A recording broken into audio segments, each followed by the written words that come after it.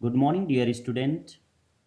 Dear student, in this video, we will discussing about the formula which are mainly used for solving the questions of electrochemistry.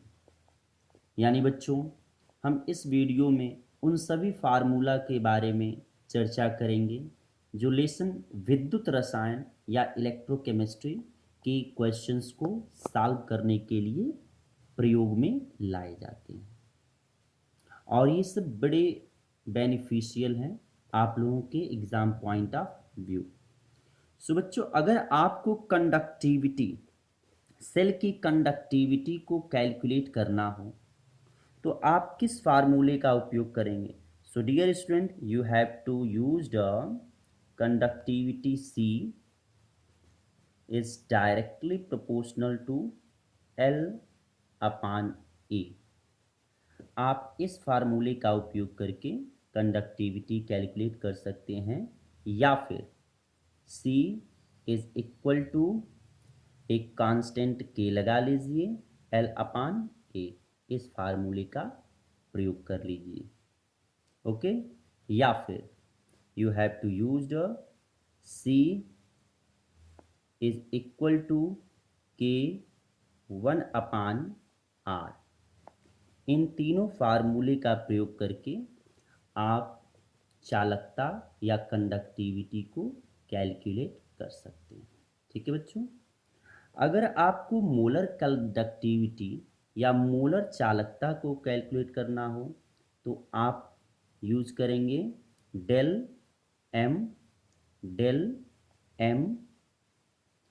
Is equal to del M is equal to kappa into 1000 upon molarity capital M।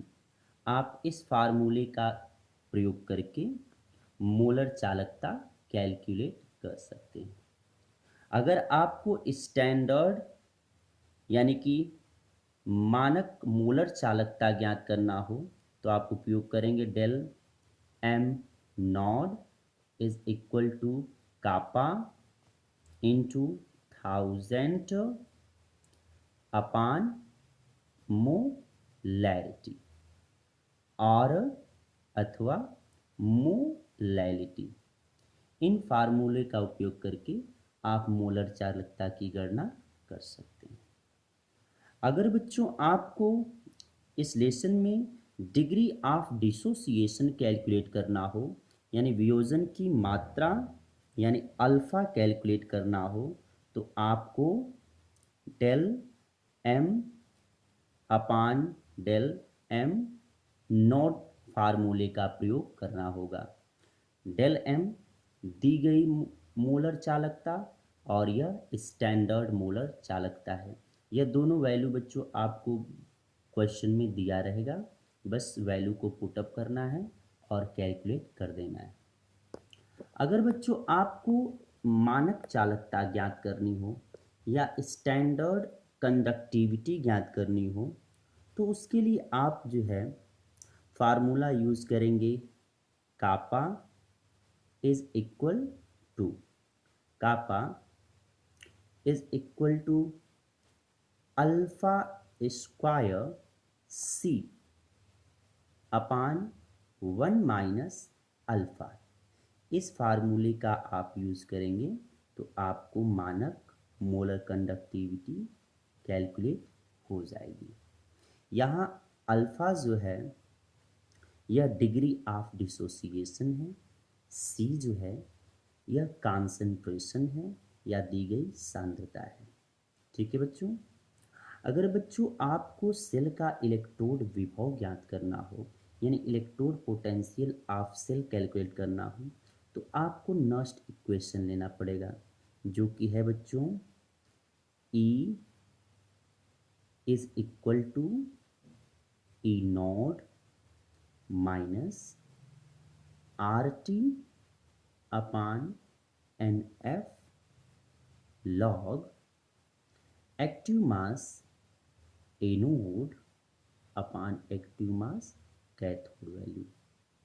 या फिर इसके स्थान पे आप use कर सकते हैं बच्चों E is equal to E naught minus 0.0591 upon N log oxidation upon reduction. इस फार्मूले का प्रयोग कर सकते हैं। इसमें सारी वैल्यू आपको दी रहेगी। इसके अतिरिक्त एक और फार्मूला आप उपयोग कर सकते हैं बच्चों। E is equal to E R minus E L minus R T upon N F log active mass Zn पे 2 plus upon active mass Cu पे 2 प्लस। इस फार्मूले का भी यूज़ किया जा सकता है। ठीक है, डिपेंड करता है किस प्रकार क्वेश्चन में वैल्यू दिए। अगर बच्चों आपसे पूछा जाए ईएमएफ ऑफ सेल यानी सेल का विद्युत वाहक बल, तो आप किस फार्मूले का उपयोग करेंगे? तो आप फार्मूला यूज करेंगे बच्चों E is equal to E R minus E L, जहाँ पे बच्चों ई आर जो है कैथोड है और ई एल क्या है? एनोड। इसमें आप जो है कैथोड के इलेक्ट्रोड पोटेंशियल और एनोड के इलेक्ट्रोड पोटेंशियल की वैल्यू रख करके आप सेल के ईएमएफ की गणना कर सकते हैं। ठीक है बच्चों, कहीं कहीं यही फार्मूला आपको इस तरह लिखा मिलेगा E is equal to E C minus E A, मतलब E C cathode electrode potential of cathode और E A electrode potential of anode. अगर बच्चों आपको गिब्स एनर्जी ज्ञात करनी हो तो इसके लिए फार्मूला आप यूज करेंगे delta R C is equal to minus N F E, या फिर delta R standard C is equal to minus N F E standard. ठीक है बच्चों, कभी कभी यही फार्मूला आप इस तरह भी लिखते हैं delta R standard C is equal to N F और ई के स्थान पे E R minus E L की वैल्यू पुटअप करते हैं।